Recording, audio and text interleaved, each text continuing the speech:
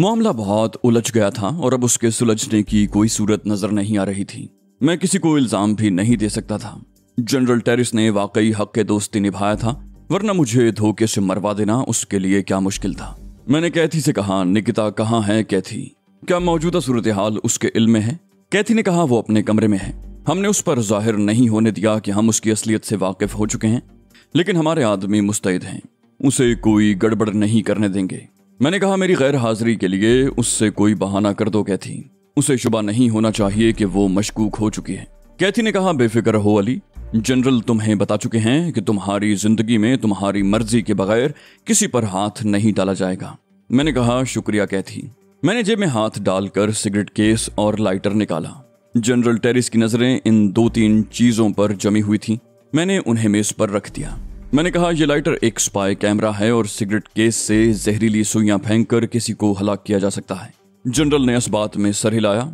उसने मुस्कुराकर कहा, यहां तुम मेरे अलावा किसी और की तस्वीर नहीं उतार सकोगे और ना ही किसी और को हलाक कर सकोगे। हाँ, अगर तुम पसंद करो तो मैं तुम्हारी 2-4 तस्वीरें बना दूं। मैंने कहा, तस्वीर खिंचवाने का शौक मुझे कभी नहीं रहा जनरल, और ना ही मैं सिगरेट पीता हूं। सिगरेट नोशी शुरू करने का मशवरा मुझे रेंडल ने दिया था ताकि इनका जवाज पैदा किया जा सके। टेरिस बोला, और इसराइल के मफाद में तुमने उसका मशवरा बिला हीलो हुज्जत कबूल कर लिया। मैंने उलझे हुए अंदाज में कहा, समझ में नहीं आता कि ये फैसला किस तरह होगा कि मैंने उसका मशवरा इसराइल के मफाद में कबूल किया था या फलस्तीन के लिए। जनरल ने कहा, तहजीब और बर्ड तो इस बात से वाकिफ होंगे कि तुम्हारे नजरियात तब्दील नहीं हुए। मैंने कहा, नहीं, मैंने उन पर भी असल सूरत हाल जाहिर नहीं होने दी। जनरल ने मुझे घूरा, बोला, क्यों? क्या तुम्हारी ये हरकत तुम्हारे खिलाफ नहीं जाती? मैंने कहा, मैं बता चुका हूं कि उस जजीरे पर जगह जगह खुफिया कैमरे नस्ब थे। मेरी जबान से निकला हुआ एक भी गलत लफ्ज सारे किए कराए पर पानी फेर सकता था। जनरल ने एक तवील सांस लेकर कहा, तुम्हारे पास हर बात का जवाब और हर अमल का जवाज मौजूद है। अब सवाल यह है कि हम फैसला किस तरह करें। मैंने कहा, इस हकीकत से अगर कोई वाकिफ है तो वो सिर्फ एक शख्स है और उसका नाम ली कुआन है। जनरल ने कहा, तुमने पहले बताया था कि उस शख्स ने तुम्हारी मदद की थी। सवाल ये पैदा होता है कि वो तो उनका आदमी है, फिर उनके खिलाफ क्यों है? मैंने कहा, ये मैं नहीं बता सकता जनरल, इसलिए कि इस मौजू पर कभी उससे मेरी बात नहीं हुई। जनरल ने मुझे घूरा, बोला, तो फिर उसे ये कैसे मालूम हो गया कि तुम्हारे नजरियात तब्दील नहीं हुए? मैंने कहा, वो वही शख्स है जिसने मुझे तरियाक इस्तेमाल कराया था। वो इस हकीकत से वाकिफ नहीं होगा तो और कौन होगा? जनरल बोला, एक सवाल और भी पैदा होता है, जब उससे तुम्हारी कोई बात ही नहीं हुई तो तुमने आंखें बंद करके उस पर एतमाद कैसे कर लिया? मैंने कहा, ये वो बात है जिसका मेरे पास कोई जवाब नहीं। अगर कोई जवाब है भी तो वो तुम्हारी समझ में नहीं आएगा। जनरल ने कहा, तुम बताओ। मेरी समझ में आने या ना आने से तुम्हें कोई गरज नहीं होनी चाहिए। मैंने कहा, उस शख्स ने शुरू में ही मुझे मशहूर कर दिया था। वो उन लोगों से अलग थलग मालूम होता था। मैं उसी से मुतासिर था और हूँ जनरल। मुझे यकीन था कि उसके हाथों मुझे नुकसान नहीं पहुंच सकता, और वो भी मुतमईन था कि किसी गलत शख्स को अपना फन मुंतकिल नहीं कर रहा। मुझसे कबल सैकड़ों अफराद को शागिर्दी में लेने से इनकार कर चुका था। जनरल ने कहा, तुमने अब तक एक बयान भी ऐसा नहीं दिया जिसकी सेहत की तस्दीक की जा सके। तुम्हारा हर बयान नई दास्तान का लुत्फ दे रहा है। दफतन स्पीकर से कैथी की आवाज उभरी, मुझसे इस जजीरे के बारे में कुछ मालूमात मजीद तलब की जा रही हैं और मुझे कुछ मालूम नहीं है। क्या मैं बराह रास्त तुम्हारी बात कराऊं? मैंने कहा, मालूम तो मुझे भी कुछ नहीं है कैथी, लेकिन खैर मैं देखता हूं। वो बोली, मैं तुम्हारा बराह रास्त राब्ता करा रही हूं। ये जाहिर न होने देना कि तुम किसी गैर मामूली सूरत हाल से दो चार हो। मैंने कहा, मैं समझता हूं कैथी, और मैंने जनरल की तरफ देखा। वो अपनी नशिस्त पर मुतमईन बैठा था। चंद लम्हों बाद स्पीकर से एक मर्दाना आवाज उभरी, गोइटे हिल के अतराफ के तमाम नक्शे खंगालने के बाद हम एक ऐसा ही जजीरा दरियाफ्त कर सके हैं जो मुकम्मल तौर पर गैर आबाद है, लेकिन तस्दीक के लिए हमें मजीद मालूमात दरकार हैं। मैंने बावकार अंदाज में कहा, तुम पूछो, अगर मुझे मालूम हो तो तुम्हारी रहनुमाई जरूर करूंगा। मुझसे सवाल किया गया, क्या वो जजीरा परसों शाम आने वाले तूफान की जद में आया था? मैंने महसूस किया कि जनरल के अंदाज में अचानक ही दिलचस्पी पैदा हो गई है। मैंने कहा, हाँ, लेकिन इस सवाल से जजीरे की तलाश का क्या ताल्लुक है? आवाज आई, बहुत गहरा ताल्लुक है जनाब। अगर वो जजीरा तूफान की जद में आया था तो हम तूफान के रास्ते पर जजीरे को तलाश करेंगे, और अगर वहां तूफान नहीं आया था तो फिर हम कोई और सूरत निकालेंगे। मैंने कहा, मैंने आपको बता दिया है कि परसों शाम वो जजीरा तूफान की जद में आया था। इससे तुम क्या नतीजा अखज करोगे? आवाज आई, जो जजीरा हमारे पेश नजर है वो परसों शाम आने वाले तूफान के रास्ते में पड़ता है। अब अगर आप हमें तूफान की आमद के सही वक्त से आगाह कर सकें तो समझें कि जजीरे का यकीनी सुराग मिल गया। मैंने अपनी कलाई पर बंधी घड़ी पर नजर डाली। कहा, वक्त का तायुन किस घड़ी से किया जाएगा? घड़ियों के आपस के वक्त में भी तो फर्क होता है। आवाज आई, अगर ऐसी कोई बात हुई तो हम वो फर्क निकाल लेंगे। क्या आप सही वक्त बता सकते हैं? मैंने कहा, उस वक्त 7 बजकर तकरीबन 3 मिनट का वक्त था जब तूफान शुरू हुआ। आवाज आई, और उस वक्त आपकी घड़ी में क्या वक्त हुआ था जनाब? मैंने कहा, 9:13। जनरल टेरिस बेपनाह मुतजस्सिस नजर आने लगा। वो देखना चाहता था कि क्या नतीजा निकलता है। मेरे बयान की तस्दीक हो जाने की सूरत में वो और कैथी मेरी और बातों पर यकीन करने के लिए मजबूर हो जाते। फिर आवाज आई, आपकी घड़ी का वक्त बिल्कुल दुरुस्त है जनाब, और आपने जजीरे पर तूफान की आमद का जो वक्त बताया है उसके मुताबिक भी ये वही जजीरा है जो हमने निशानजद किया है। मैंने जनरल की तरफ देखा जो तन कर बैठ गया था। वो बोला, क्या जरूरी है कि ये वही जजीरा हो? आवाज आई, हमें जो मालूमात फराहम की गई हैं और मिस्टर अली ने जजीरे पर तूफान की आमद का जो वक्त बताया है उसके पेश नजर तो वो कोई और जजीरा हो ही नहीं सकता जनाब। आपने भी जजीरा मर्ग का नाम जरूर सुना होगा। ये गोइटे हिल के साहिल से 150 किलोमीटर शुमाल मशरिक में वाक़ है और ये वो वाहिद जजीरा है जो गैराबाद है। ज़ेरे आब चट्टानों की वजह से इस तरफ छोटी कश्तियों का जाना भी ममनू है। अली साहब ने जजीरे पर तूफान की आमद का जो वक्त बताया है हमारे हिसाब की रूह से भी वही वक्त बनता है। हमने ये वक्त तूफान की रफ्तार, समत और गोइटे हिल से जजीरे मर्ग के फासले को मद्देनजर रखते हुए निकाला है। जनरल ने कहा, शुक्रिया, जरूरत पड़ी तो तुम्हें फिर जहमत दी जाएगी। जनरल के इन अल्फाज के साथ ही स्पीकर से आवाज आना बंद हो गई और जनरल मेरी तरफ मुतवज्जे हो गया। बोला, मौजूदा सदी के दौरान जजीरे मर्ग 2 बार डूब चुका है। उसके अतराफ ऐसी खतरनाक ज़ेरे आब चट्टानें बिखरी हुई हैं जिनके खौफ से माहीगीर भी इस तरफ नहीं जाते। बड़े बहरी जहाजों के उस तरफ जाने का तो कोई सवाल ही पैदा नहीं होता। वहां कोई मकामी आबादी भी नहीं है। दुनिया में ऐसे चंद और जजायर भी हैं जो समंदर में डूबकर उभरते रहते हैं। जाहिर है ऐसी खतरनाक जगह जाने का तसव्वुर भी नहीं किया जा सकता जो किसी भी वक्त डूब सकती हो। वहां रिहाइश इख्तियार करना तो बहुत दूर की बात है। अगर तुम्हारे बयान की इस तरह तस्दीक न हो जाती तो मैं कभी यकीन न करता। ताहम मुझे अब भी हैरत है कि कुछ लोगों ने उस जजीरे को क्यों अपना मस्कन बना रखा है। मैंने कहा, तुम लोग मेरे हर बयान को शुबे की नजर से देख रहे हो। मैं इस बात पर अफसोस के सिवा और क्या कर सकता हूँ। जनरल ने बड़ी हैरत से कहा, क्या हम तुम पर शुबा करने में हक बजानिब नहीं है अली? मैंने कहा, हरगिज नहीं, ये मेरे साथ ज्यादती है, मगर मैं इस पर एहतजाज नहीं करूंगा। इजहार अफसोस अलबत्ता जरूर करता रहूंगा। जनरल बोला, मुझे तुम्हारे अल्फाज से तकलीफ पहुंची है अली। तुम एक खुली हकीकत को नजरअंदाज कर रहे हो। निकिता से होने वाली तुम्हारी गुफ्तगू का ये टेप सुनने के बाद तुम्हारे यहूदी एजेंट होने में क्या शुबा बाकी रह जाता है? लेकिन फिर भी मैंने कहा, यह वक्त इस बहस के लिए मुनासिब नहीं है जनरल। एक बात ऐसी भी है जो मेरे हक में जाती है और मुझे उसकी रियायत मिलनी चाहिए थी, मगर अफसोस तुमने उस रियायत से भी महरूम कर दिया। जनरल हैरत से मुझे देखने लगा। यकीनन वो ये सोच रहा होगा कि इतने मुख्तलिफ हालात में तो कोई बात मेरे हक में जा ही नहीं सकती। मैंने कहा, गोइटे हिल आने के बाद मुझे तुमसे या कैथी ब्राउन से तन्हाई में बात करने का एक भी मौका नहीं मिला। अगर मुझे ऐसा एक मौका भी मिल गया होता और उसके बावजूद मैंने तुम्हें हकीकत हाल से आगाह न किया होता तो तुम मुझे मुजरिम गर्दान सकते थे। लेकिन मेरे साथ तुम्हारा तर्ज अमल वही है जो किसी ऐसे शख्स के साथ हो सकता है जो मुजरिम साबित हो चुका हो। मेरे हर बयान को तुम मनगढ़ंत करार दे रहे हो और मेरे हर ताउन को जान बचाने की कोशिश समझ रहे हो। क्या तुम इतना भी नहीं कर सकते जनरल कि मेरी किसी बात को उस वक्त तक झूठ न समझो जब तक कि वो गलत साबित न हो जाए? मैं देख रहा था कि मेरी बातों ने जनरल टेरिस को मुतासिर किया है। वो गहरी सोच में डूब गया था। उस वक्त मेरे पास अपनी जिंदगी बचाने के लिए सबसे मौसर हथियार यही था। जनरल टेरिस और कैथी ब्राउन के एतमाद को ज्यादा से ज्यादा मुतजलजल करके ही मैं कामयाबी से करीब तर हो सकता था। और ये हकीकत तो बहरहाल अटल थी कि मैं अपने कहे को किसी तरह भी साबित नहीं कर सकता था। जनरल टेरिस बोला, तुम्हारी बातों में वजन है अली। मैं तुमसे बहुत अच्छी तरह वाकिफ हूँ। तुम दलाइल के अंबार लगा देते हो। मैं समझ रहा था कि इस मौके पर तुम अपने हक में एक भी दलील पेश नहीं कर सकोगे, लेकिन ऐसी दलील ढूंढ लाए जिसे किसी तरह रद्द करना मेरे बस में नहीं है। दूसरी तरफ जो कुछ हो चुका है मैं उसका तदारुक भी नहीं कर सकता। हम दोनों को एक 2 धारी तलवार से गुजरना है मेरे दोस्त। मैं मानता हूं कि मैंने जल्दबाजी से काम लिया है।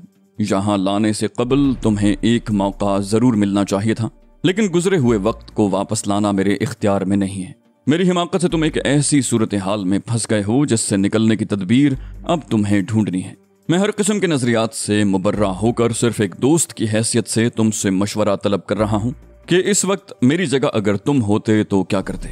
मैंने कहा, तुम गलत समझ रहे हो जनरल, मैं तो तुमसे सिर्फ इतनी रियायत तलब कर रहा हूँ कि खुदारा मेरी किसी बात को झूठ मत समझो, मुझे इससे तकलीफ होती है। वो बोला, तुम्हारा जवाब बहुत वाज़ेह है, यानी अब तुम्हें उस वक्त तक यहीं रहना है जब तक कि खुद को शक व शुबे से पूरी तरह बालातर साबित न कर दो। रही ये बात कि मैं तुम्हारे किसी बयान को झूठ न समझूं, तो मैं इसके लिए तैयार हूं। मैंने कहा, तो सबसे पहले इस बात पर यकीन कर लो कि मेरे नजरियात की तब्दीली के लिए मुझ पर अमल किया गया था, मगर वो गैर मौसर साबित हुआ और मैं अब भी वही पहले वाला अली यार खान हूं जो फलस्तीन की आज़ादी के लिए सहूनी फितने के सामने आहनी दीवार बना रहता है, और ये कि रेंडल हावर्ड और उसके गिरोह के अरकान को धोखे में रखे हुए था। जनरल बोला, मैं तो इस पर यकीन कर लूंगा, लेकिन मैंने हाथ उठाकर कहा, फिलवक्त मेरे लिए यही काफी है कि तुम मेरी बात पर यकीन कर लो। जिंदगी के आखिरी लम्हात में इस कर्ब से तो महफूज रहूंगा कि मैं अपनों की नजरों से गिर गया हूं। जनरल टेरिस ने लरसती हुई आवाज में कहा, मैं तुम्हारी बात पर यकीन करता हूं मेरे दोस्त, अगर तुम वाकई बेगुनाह हो तो मुझे माफ कर देना, इससे बढ़कर और क्या जुल्म होगा। मैंने उसका हाथ गर्मजोशी से दबाते हुए कहा, मुझे तुम पर फख्र है जनरल, तुमने जो कुछ भी किया नेक नियति से किया और मेरा बुरा नहीं चाहा, मुझे तुमसे कोई शिकायत नहीं है जनरल। वो बोला, शुक्रिया अली, अब ये बताओ कि हमें अगला कदम क्या उठाना चाहिए। तुम्हारे मोशे हावर्ड के ठिकाने का सुराग तो मिल गया, क्यों ना उसे तबाह कर दिया जाए। मैंने कहा, अव्वल तो रेंडल खुद वहां नहीं होगा, और फर्ज करो वो वहां हुआ भी, तब भी ये न भूलो कि तहजीब और बड भी उस जजीरे पर कैद हैं। जनरल ने कहा, तो क्या ख्याल है कि उनकी रिहाई के लिए कोई मिशन तरतीब दिया जाए। स्पीकर से कैथी की आवाज उभरी, तुम्हें देर में ख्याल आया जनरल, मैं फौज के आला अफसरान से तबादला ख्याल कर चुकी हूँ, वो फौरी तौर पर ऑपरेशन के लिए तैयार हैं। मैंने कहा, मालूम होता है तुमने हंगामी हालात का ऐलान कर दिया है, तभी इतनी तेजी से फैसलों पर अमल दरामद हो रहा है। कैथी ने कहा, हम हंगामी हालत से ही तो दो चार हैं अली, तीनों मुसल्लह अफवाज के चुनीदा दस्ते किसी भी वक्त हरकत में आने को तैयार बैठे हैं। मैंने कहा, मैं भी इसी नतीजे पर पहुंचा हूं कि उन दोनों की रिहाई के लिए कोशिश नागुजीर हो गई है। मेरे बाद तहजीब मेरा मिशन तो जारी रख सकेगी, लेकिन मुझे शुबा है कि उन्हें रिहा कराने की कोई कोशिश कामयाब भी हो सकेगी। कैथी ने कहा, यह फौजी ऑपरेशन होगा अली, इसे नाकाम बनाना इतना आसान नहीं होगा। मैंने कहा, अहमियत ताकत की नहीं हिकमत अमली की होगी कैथी, हमें नहीं मालूम कि जजीरे की हिफाजत के क्या इंतजामात हैं। मुमकिन है जजीरे पर किसी के पहुंचने से कबल ही उनके आलात निशानदही कर दें और वो होशियार हो जाएं। ये भी मुमकिन है कि जजीरे के साहिलों की निगरानी के लिए खुफिया मुहाफिज मुतय्यन होते हों। जनरल टेरिस बोला, जजीरे मर्ग तक किसी बहरी जहाज की रसाई तो नामुमकिनात में से है, इस बात से तो वो लोग खुद भी वाकिफ होंगे, और इस बिना पर उम्मीद की जा सकती है कि उन्होंने उतने हिफाजती इंतजामात नहीं किए होंगे जितनी तुम्हें तवक्को है। मैंने कहा, कैथी ब्राउन तो वहां एक पूरे दस्ते से हमला करने के बारे में सोच रही है। सवाल यह है कि जब वहां कश्ती भी नहीं पहुंच सकती तो एक पूरा दस्ता किस तरह पहुंचेगा। कैथी ने कहा, हम यहाँ से एक कमांडो दस्ता रवाना कर रहे हैं, ये लोग गोताखोरी के लिबास में होंगे और इनकी अव्वलीन जिम्मेदारी तहजीब और बड को रिहा करवाना होगा, बाकी बातें बात की हैं। मैंने कहा, ठीक है, जजीरे मर्ग तक पहुंचने के लिए आप दोजें भी इस्तेमाल की जा सकती हैं, लेकिन गोताखोरी के लिबास की जरूरत नहीं है। जनरल की ये दलील दिल को लगती है कि जब वो जजीरा इतने खतरनाक समंदर में वाक़ है तो वो लोग उसकी हिफाजत की तरफ से भी गाफिल होंगे, उन्हें किसी की तरफ से खतरा भी नहीं है। मैं वो वाहिद मर्द हूँ जिसका ताल्लुक उनके गिरोह से नहीं, मगर मैं वहां से होकर आया हूँ। उनकी एहतियात का अंदाजा इस बात से कर लो कि मुझे वहां से गोइटे हिल बेहोशी के आलम में मुंतकिल किया गया, लिहाजा वो मुतमईन होंगे कि जजीरे के महले वकूअ से लाइल्म हूँ। मेरी तरफ से कोई खतरा हुआ तो भी मैं किसी को मालूमात फराहम नहीं कर सकूंगा। कैथी ब्राउन ने कहा, मैं जजीरा मर्ग पर शबखून मारने के अहकामात जारी कर रही हूँ अली। बहरिया के जंगी जहाज, आबदोजें और आला तरबियत याफ्ता कमांडो दस्ता यहाँ से रवाना होने के लिए तैयार है। मैंने कहा, मैं तुम्हें जजीरे की तामीरात के बारे में तफसील से बता रहा हूँ, इन मालूमात की मदद से नक्शा तैयार कर लो ताकि कमांडोज को तहजीब तक पहुंचने में किसी दुश्वारी का सामना न करना पड़े। मैंने जजीरे के मुताल्लिक बड़ी तफसील से बताना शुरू कर दिया। मुझे नहीं मालूम कि कैथी ने ये मालूमात किस तरह नोट की होंगी, ताहम उसने न तो दरमियान में मुझे टोका और ना ही बाद में कोई सवाल किया। कैथी ने कहा, इन मालूमात की रोशनी में काम बहुत आसान हो जाएगा ली। अब ये भी बता दो कि क्या ली कुआन को भी वहां से निकालना है। मैंने कहा, तुम्हारे कमांडोज उसकी मर्जी के खिलाफ कुछ नहीं कर सकेंगे, उसकी लाइल्मी में उसके नजदीक तक नहीं पहुंच सकेंगे। कैथी की मुतहय्यराना आवाज आई, ये तुम क्या कह रहे हो अली? तुम तो अच्छी तरह जानते हो कि कमांडो ट्रेनिंग क्या होती है। मैंने कहा, हाँ ये मैं कह रहा हूँ कैथी, और अगर तुम ये चाहती हो कि तुम्हारा कोई आदमी बिला वजह जाया न हो तो बेहतर यह है कि जजीरे पर दाखिल होने वाले किसी शख्स के पास मेरी इस्तेमाल की हुई कोई चीज मौजूद हो। मुझे सबसे ज्यादा खतरा ली कुआन की तरफ से है। हर किस्म के हिफाजती हिसार को तोड़ा जा सकता है, मगर ली कुआन की नजरों से नहीं बचा जा सकता, खास तौर पर उस सूरत में कि तहजीब और बर्ड उसके बराबर वाले कॉटेज में कयाम पजीर हैं। मेरे कमरे की अलमारी से तुम्हें एक इस्तेमाल शुदा रूमाल मिल जाएगा। जब जजीरे पर ली कुआन का सामना हो तो उसके सामने ये रूमाल लहरा दिया जाए, वरना तुम्हारी ये मुहिम कामयाबी से हमकनार नहीं हो सकेगी। मेरी बात सुनकर कैथी हंसने लगी, बोली, अजीब अनहोनी बातें कर रहे हो अली। ली कुआन आदमी है या? मैंने कहा, खबरदार, उसकी शान में कोई नाजेबा लफ्ज मत कहना। वो मेरा उस्ताद है और मैं उसका बेहद एहतराम करता हूँ। मेरी बातें तुम्हें कितनी ही अनहोनी क्यों ना मालूम हो रही हों, उन पर अमल करना जरूरी है। कैथी बोली, अमल हो जाएगा अली, लेकिन क्या जरूरी है कि किसी का ली कुआन से सामना भी हो? मैंने कहा, जरूर होगा कैथी, मुझे इस बात का यकीन है, और सामना उनमें से किसी का होगा जो तहजीब के कॉटेज तक जाएंगे। तुम शायद यकीन न करो, लेकिन ये हकीकत है कि ली कुआन की हिस्सियात जानवरों से भी बढ़कर हैं। फिर कैथी गालिबन हिदायत देने में मसरूफ हो गई। मैंने जनरल टेरिस की तरफ देखा। उसके चेहरे के तासुरात से उसकी दिली कैफियत का अंदाजा लगाना मुश्किल था। मैंने कहा, तुम अंदाजा नहीं कर सकते जनरल कि यहूदी मुसलमानों से किस कदर खौफजदा हैं। अपनी तमाम तर बरतरी के बावजूद वो इस खौफ से पीछा नहीं छुड़ा सके जो उनके लाशऊर में मौजूद है। जनरल ने जवाब दिया, मैं जानता हूं अली। मैंने कहा, यकीनन तुम जानते होगे, लेकिन मैं तुम्हें बताऊंगा तो तुम यकीन नहीं करोगे। रेंडल ने साइंटिफिक तरीके से मेरे नजरियात तब्दील किए, मशीनों के जरिए मेरा चेकअप करके इत्मीनान किया, मगर उन्हें इत्मीनान नहीं हुआ। हालांकि उन्हें अपनी मशीनों पर बड़ा एतमाद है। हर किस्म के मरहलों से गुजरने के बाद भी उन्होंने मेरा इम्तिहान लेना जारी रखा। ये परसों रात की बात है जब जजीरा तूफान बरगुबारा की जद में था कि एक शख्स अंधेरे में मेरे कॉटेज में दाखिल हुआ। उस वक्त लाइट गई हुई थी।